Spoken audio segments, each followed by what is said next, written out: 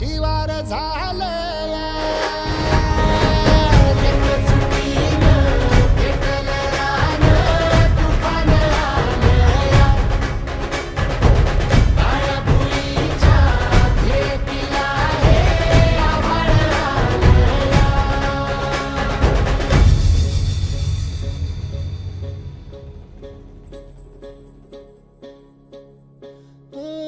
पिचलेला इझलेला Tahoe कधी न कुणा